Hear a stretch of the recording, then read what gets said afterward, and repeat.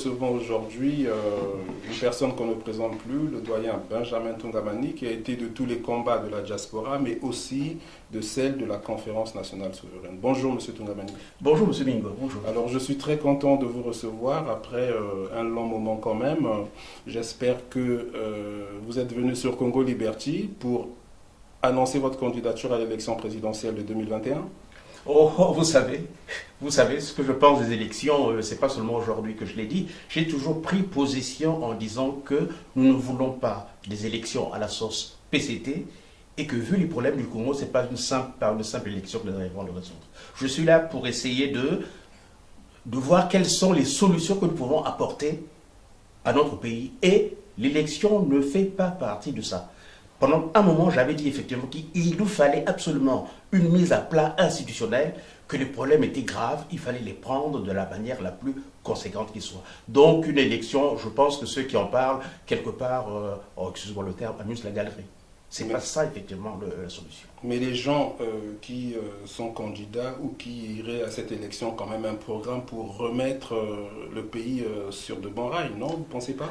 Non, si nous citons les véritables problèmes que nous pouvons avoir au Congo, nous nous rendons compte effectivement que sans l'apport des populations, sans la création d'un véritable mouvement populaire, sans le fait effectivement que nous ayons un programme, un projet national, nous ne nous en sortirons pas. Et ce n'est pas par une élection d'un quelconque président que nous pouvons effectivement donner au peuple congolais la capacité d'avoir un projet, une capacité de s'unir pour aller de l'avant.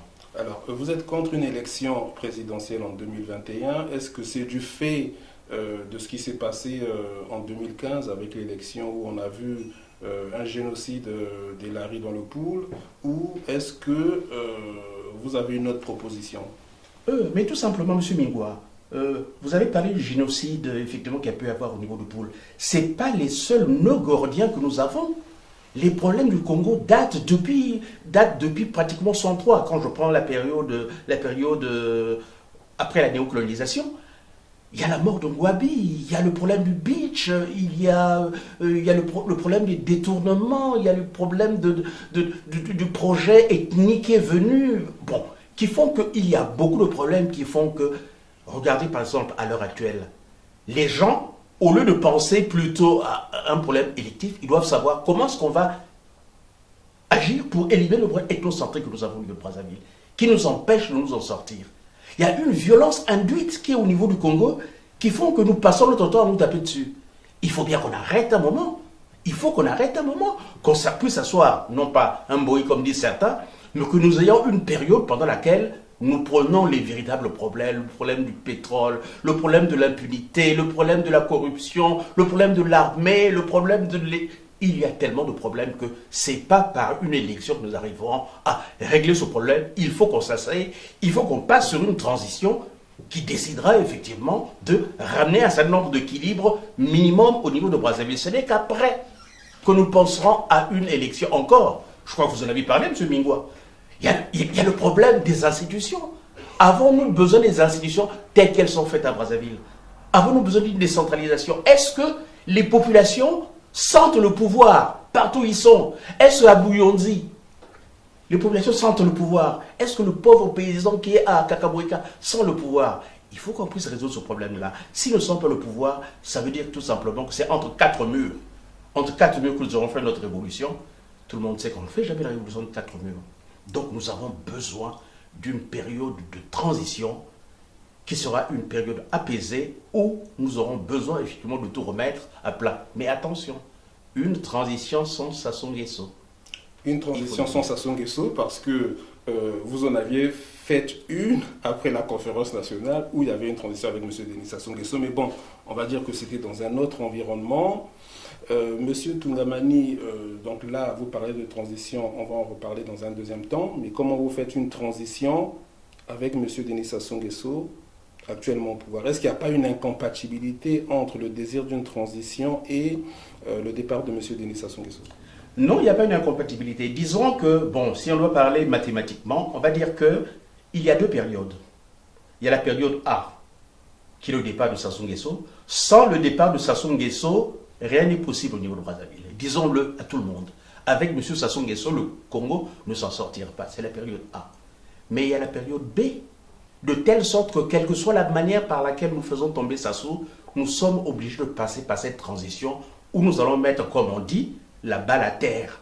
Où les Congolais du nord, du sud, de l'est, tous les Congolais qui sont déshérités vont se donner la main pour qu'on puisse quand même mettre en place un projet sur lequel nous allons travailler pour aller vers autre chose. Alors, M. Tungameli, donc vous êtes en train de nous dire que il n'y a aucune incompatibilité entre un projet transitionnel au Congo-Brazzaville et le départ de M. Denis Sassou Nguesso, ça on l'a compris, mais en quoi cette transition va être différente, en tout cas ce projet de transition va être différent de celui qu'on a connu dans les années 91 avec la conférence nationale et la transition dirigée par le Premier ministre André Milongo?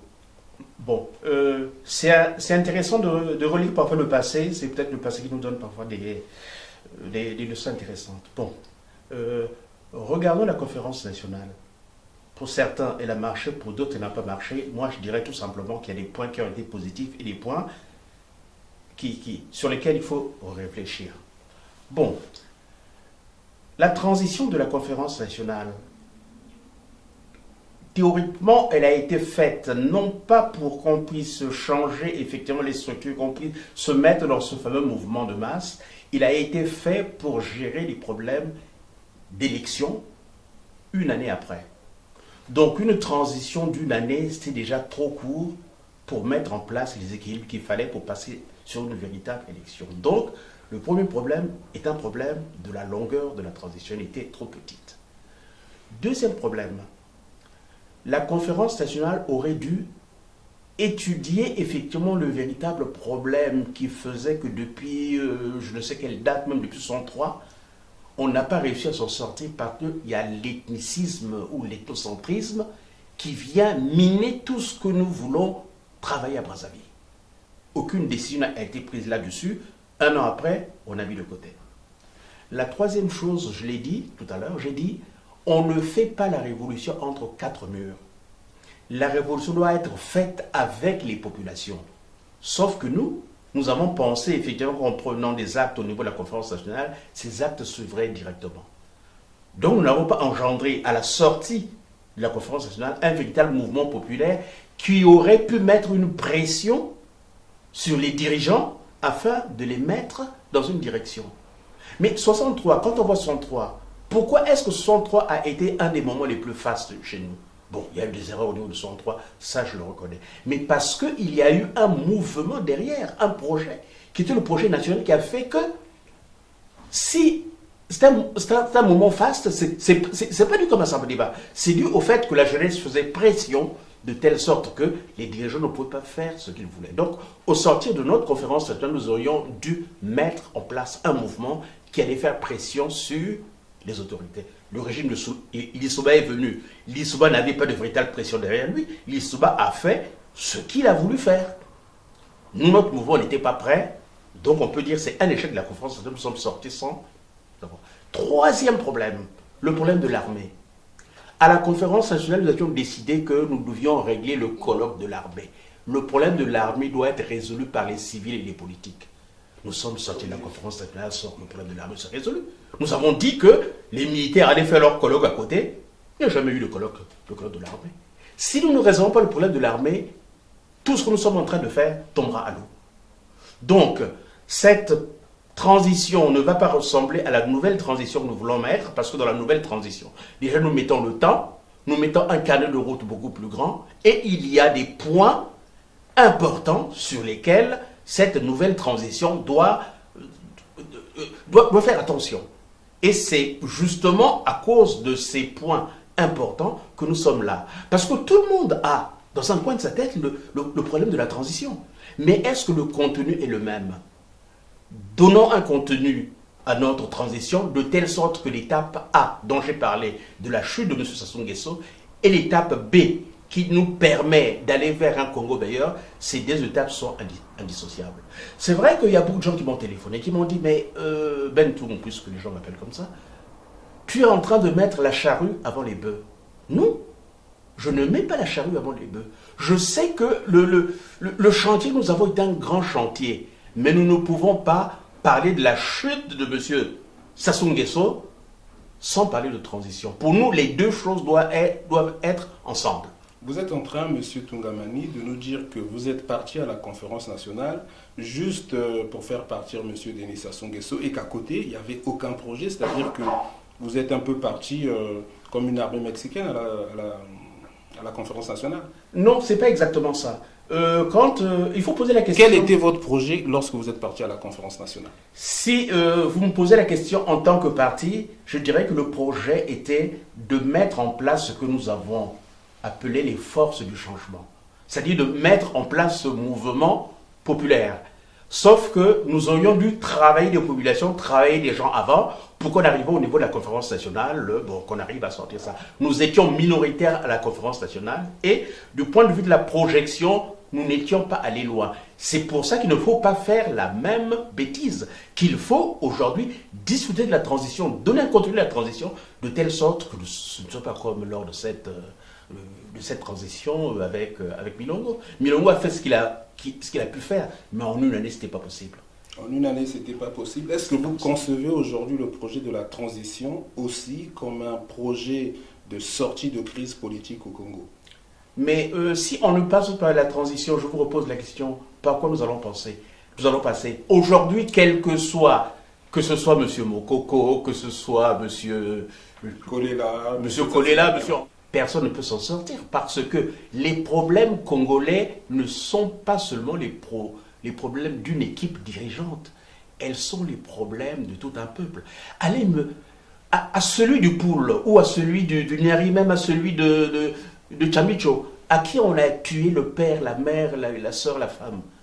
Allez leur dire que nous pouvons tout laisser de côté et recommencer. Tous ceux qui ont volé de l'argent, qui maintenant volent à titre de milliards, vous allez dire aux Congolais que nous allons laisser tomber tout ça et nous continuons? Non, ce n'est pas possible. Il y a des problèmes comme le problème de la corruption et le problème du vol, le problème des assassinats.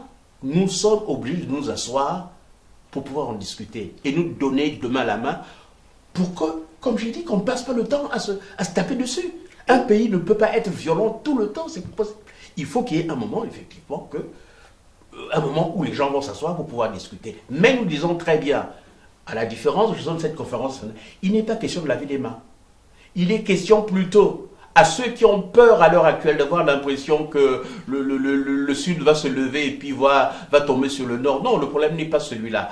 Le problème, c'est de passer par la justice, de punir ceux qui méritent d'être punis et de voir éventuellement comment nous pouvons nous unir à ceux qui ont intérêt que le Congo aille de l'avant. J'ai l'impression que vous parlez d'un concept qui a été, j'ai envie de dire, développé. En tout cas, là, je parle du concept de la transition réparatrice d'Alexis Miaoukou. Est-ce que dans votre transition, lorsque vous parlez de lutter contre l'impunité, c'est aussi essayer de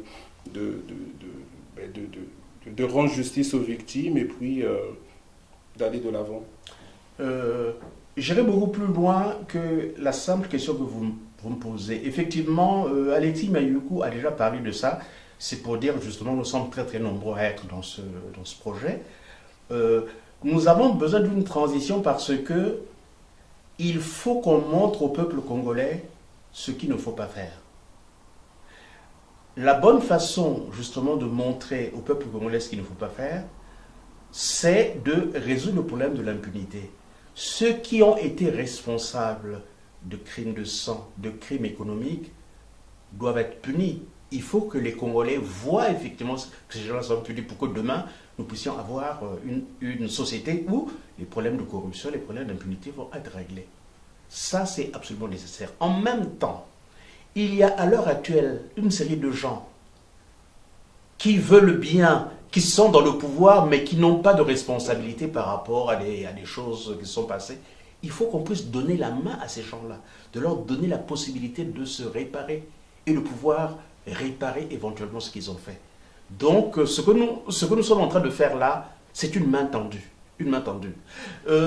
À ce propos, je vous dirais par exemple, hier, j'étais encore en contact avec Brazzaville, parce qu'il m'arrive très très souvent de discuter. Je discutais avec des gens de l'armée.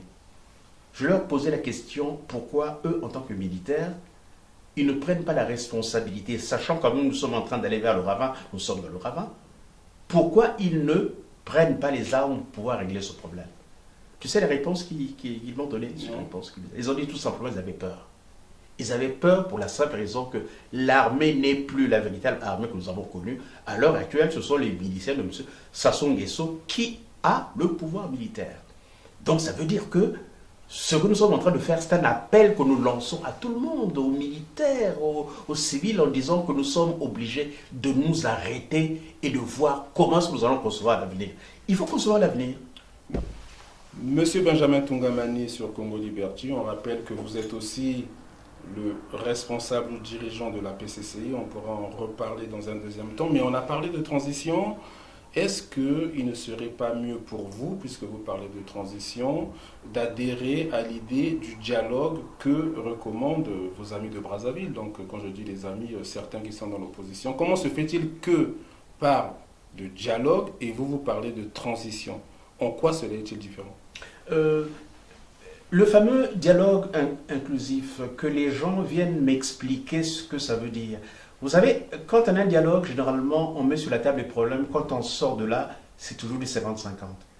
Est-ce qu'aujourd'hui, nous sommes prêts à laisser à M. Sassou Nguesso tout ce qu'il a eu à faire de négatif, aussi bien du point de vue économique que du point de vue des sangs? Du sang, est-ce que nous sommes d'accord pour aller sur une table commune, discuter de ça et de sortir de là en faisant, je ne sais pas, un gouvernement d'union nationale, des choses comme ça? Non, nous pensons que de toute façon, nous sommes à une période où nous devons concevoir l'avenir du Congo sans Sassou Nguesso. Et je crois que c'est un peu votre question de savoir qu'est-ce que je pense de ceux qui sont à Brazzaville. Je crois que ceux qui sont à Brazzaville, d'une manière indirecte, sont d'accord avec nous. Sont d'accord avec nous parce que si nous ne passons pas par une transition, nous allons passer par une période où on va s'asseoir sur la table, où on va dire, bon, écoutez, monsieur Sassou Nguesso, vous gardez quand même un peu le pouvoir, nous mettons quelques ministres dans le gouvernement, etc. On ne s'en sortira pas. Ce n'est pas un problème de gouvernement, c'est un problème de projet. Donc, en ce qui me concerne, je pense qu'effectivement que la transition est une solution pratiquement unique. C'est une voie par laquelle nous sommes obligés de passer. Si nous ne passons pas par là, le problème de la responsabilité, tu sais, vous savez, dans un pays, la responsabilité est une chose importante. Si un pouvoir peut effectivement s'en sortir sans faire un bilan, c'est qu'à ce moment-là, quelque chose ne va pas au niveau du pays. Le bilan à l'heure actuelle que nous faisons, il est totalement négatif. Sassou Nguesso est là depuis une trentaine d'années, bientôt une quarantaine d'années. On n'a jamais rien vu de positif. Il n'y a pas de raison que demain, il puisse faire des choses positives.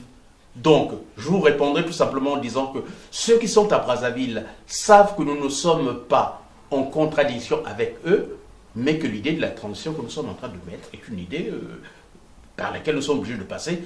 Je mets au défi quiconque de me dire effectivement comment il peut mettre l'avenir du Congo en place si nous passons par une période où on met la balle à terre, où nous mettons les enjeux qu'il faut, nous faisons de telle sorte, comme disait mon ami Balonga, de telle sorte que si nous avons une élection, que tout le monde ait les mêmes chances.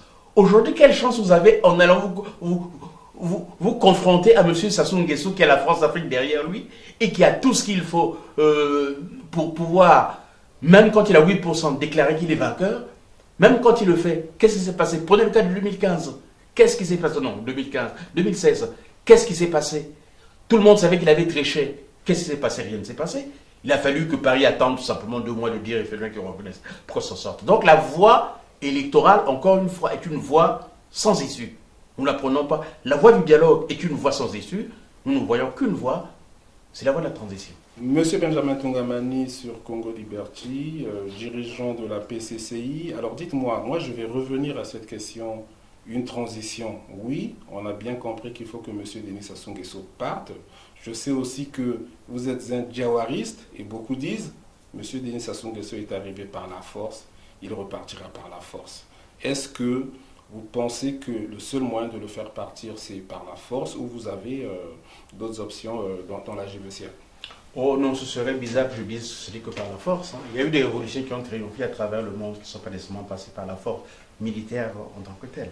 Non, je pense que le but pédagogique du travail que nous sommes en train de faire, c'est quand même de montrer au peuple congolais qu'il y a un autre Congo possible.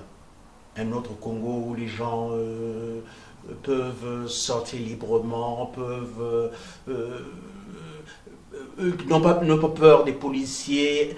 Un Congo, effectivement, dans lequel ils arrivent à s'épanouir.